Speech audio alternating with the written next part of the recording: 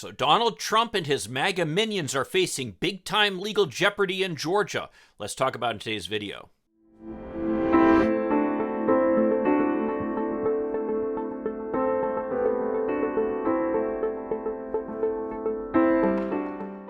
Hi, I'm Mike Greiner. I'm a lifelong Democratic activist who's concerned about the direction our country is taking.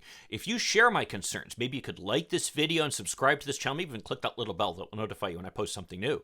So Fani Willis, a newly elected district attorney in Fulton County, Georgia, is impaneling a special grand jury to investigate Donald Trump and his supporters' interference in the count of the 2020 election. Remember that Georgia is the state where Donald Trump actually called Secretary of State Brad Raffensperger, a Republican no less, essentially threatening him, telling him to find 11,780 votes in Georgia. That would be enough to reverse the state's election result and hand the state to Donald Trump.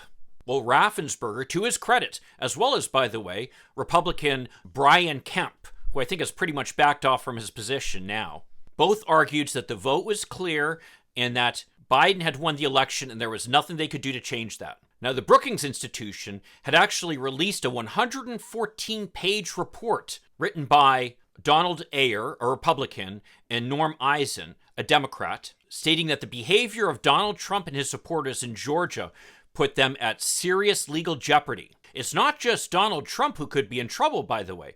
I mean, remember that Senator Lindsey Graham had called Secretary of State Raffensperger as well, asking him to throw out all mail-in votes in a number of counties, essentially silencing people who had legally voted. And similarly, Rudy Giuliani appeared before a Senate subcommittee in Georgia, spreading all kinds of conspiracy theories in support of the big lie that Donald Trump actually won the election.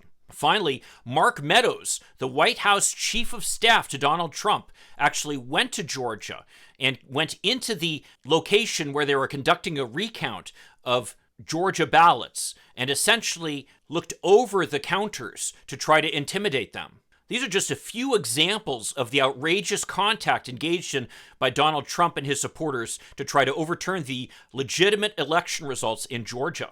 Now, many of us have been extremely frustrated with Merrick Garland and his unwillingness to go forward with prosecution of some of Trump's bad behavior. While I do give credit to Garland and the FBI for going after the rioters on January 6th, the big picture is all of the illegal activity that occurred during the Trump administration, all the self-dealing, and none of that has been addressed by the Justice Department. I agree with the group, Free Speech for People, a nonpartisan, nonprofit group that has called for the removal of Merrick Garland and the replacement with somebody who's going to be more aggressive in prosecuting these crimes. After all, if these people are allowed to get away with these crimes scot-free, there'll be nothing standing in the way of them behaving even more badly in future elections and doing even more to undermine the electoral process. Well, fortunately, we have some local prosecutors who are trying to proceed forward and trying to address these problems. Some of the most aggressive prosecutors have been in New York, and I'll post a link to a video I have on that over here.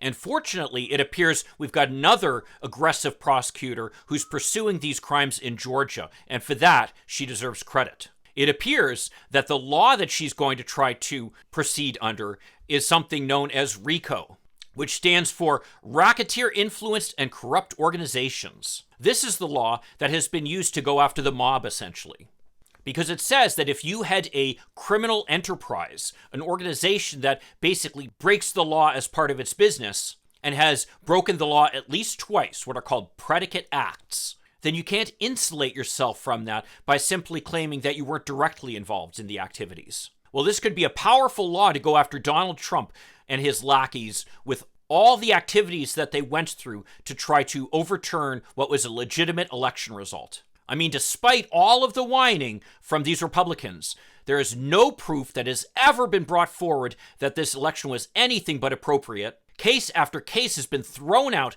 of legitimate courts. And in fact, Donald Trump's attorneys have been seriously sanctioned as a result of their lies. And Fox News and OAN are facing major slander lawsuits as a result of their claims against Dominion voting machines. So hopefully, at least with respect to the efforts to overturn this election, people will be held to account.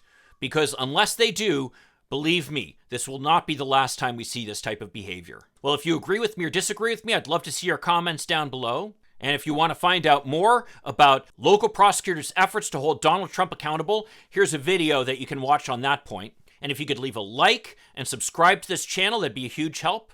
I'll see you in the next video. In the meantime, let's hope for continued progress. Thank you.